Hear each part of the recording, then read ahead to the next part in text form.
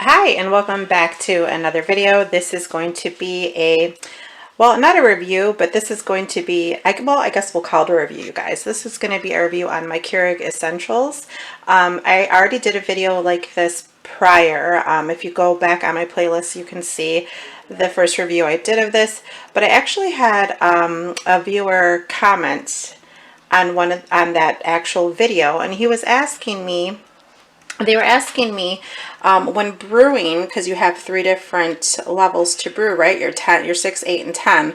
When brewing on all of these levels, he was getting the same amount of coffee put out on all three.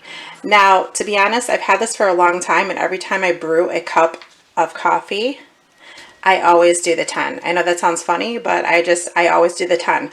A lot of people in my house use this machine as well for like hot cocoa and things like that and tea. So even with tea, I always hit 10. I don't know why. It's just like something I do.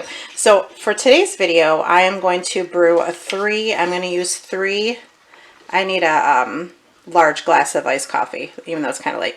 I'm going to use 3 of my K-cups. These are for iced coffee, and I'm going to see what they output for each cup, and we will test that theory right now. Okay, so my water reservoir is all the way filled up on the side. The only thing that I worry about doing this test is my scale, or my machine is on descale, you guys, and I need to descale it. I usually, for me, I don't buy the descaler, but I need to because I've been doing the natural route with the vinegar and the water, and I'm still getting this descale because we use this machine a lot. So we'll see what happens right now. Okay, I have a cup here for reference, just a ball mason jar. And let's go ahead and put in, and we're going to start off with what I always do, which is a 10 ounce. And then we're going to pour it into my mason jar, which goes up to, I think, 3 cups, right? And we'll go off of that and see what happens. Okay, first cup is done. Man, that smells good. And as you can see, you guys, it didn't fill my cup up all the way, and that was on a 10 ounce. This is what usually fills up for a 10 ounce, I'm pretty sure. I'm trying to go off of, because it needs to be descaled, and I'm going to pour it in here. Okay, so this is where we're at for the 10 ounce. It looks like it's a little over 1 cup, you guys, because here's the 2 and here's the 3. Okay, so let's go on with the 6 now. Actually, we'll go with the 8. We'll just go right down the line. So we're going with the 8. Okay, so here is the 8 ounce cup. Now to me it looks like a little bit less. I'm making a real big mess when I'm spilling here, or when I'm pouring here, so let's see if I can do it for you guys. Probably should use a different type of cup. I just spilled a little bit. Now let's see where we're at for the 8 ounce. So to me it looks like the 8 ounces might be where it's supposed to be, which is almost at the 1. Can you see that? All right, let's move on now. If I have enough water. As you guys can see, I've done 2.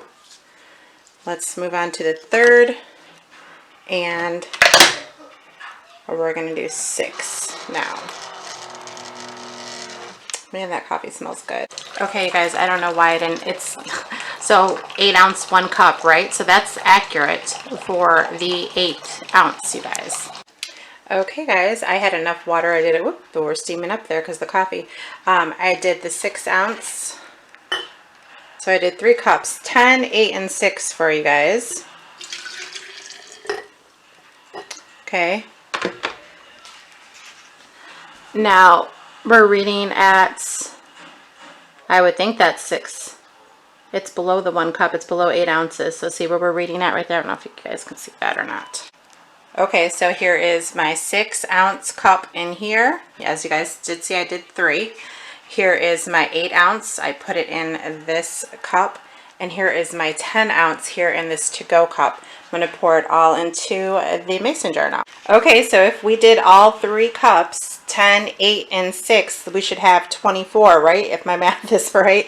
So I poured all 3 cups, 10, 8, and 6, into my, oh, it's dark, my mason jar here, and I got 24 ounces. So I guess that maybe, even though my machine did need to be descaled, maybe descale your machine.